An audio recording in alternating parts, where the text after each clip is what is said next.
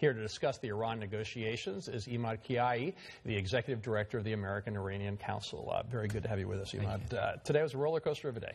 We have Iranian President Rouhani tweeting out that a deal had been reached, then he deleted the tweet.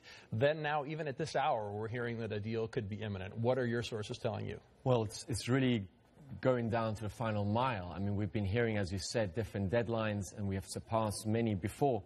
But I think for the first time, the optimism in the air is really hair-raising. The fact that Rouhani came out with this tweet shows that they've really made incredible progress on negotiations.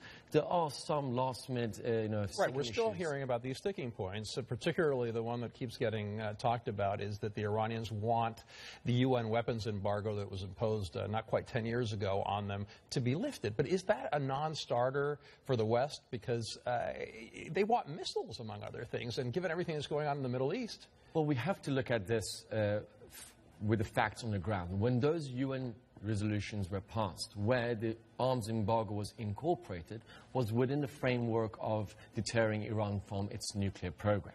So for any concessions to be made in a comprehensive deal that they are negotiating right now, those sanctions have to be removed. Now, within the components of those sanctions from the United Nations, a part of it is the embargo. So you cannot just lift a portion of it and leave the rest alone. I mean, all those things get negotiated. So, but we have to go back to Lausanne. There was agreement in April, and also last year, where the agreement that was made between P5+1 did not specify number one, but it did specify that the UN Security Council resolutions will be lifted in whole. And this is one where the world powers are split, because the Russians and the Chinese are ready to sell arms to Iran at They've been ready for a long time. Yeah.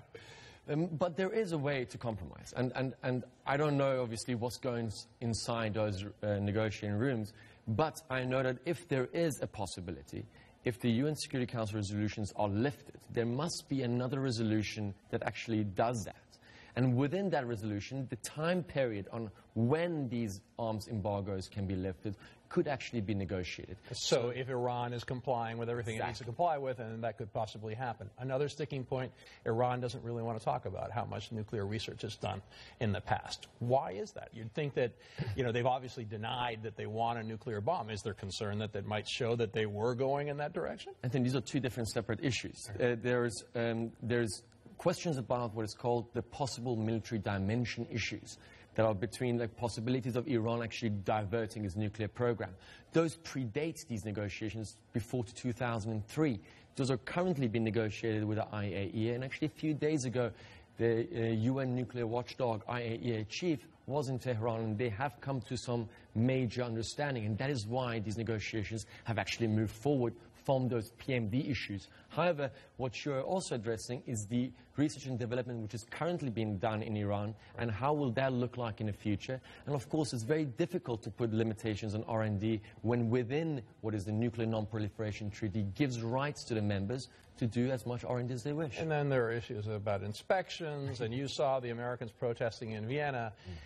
That's a sign of what's to come, even if there is an agreement, because there's certainly a lot of opposition on Capitol Hill. Mitch McConnell said it would be a very hard sell, because it would leave Iran as a nuclear threshold state. Do you think Congress could scuttle all this?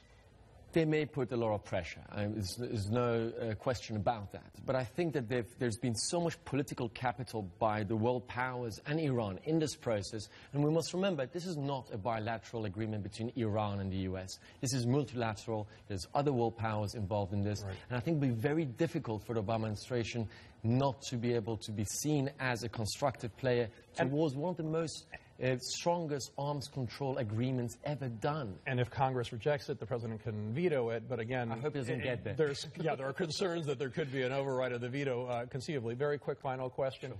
Is there any chance, as the more hopeful people out there have hope, that this could somehow lead to better relations with Iran in general? Because you're still hearing the great Satan, you're hearing all sorts of rhetoric out of Iran.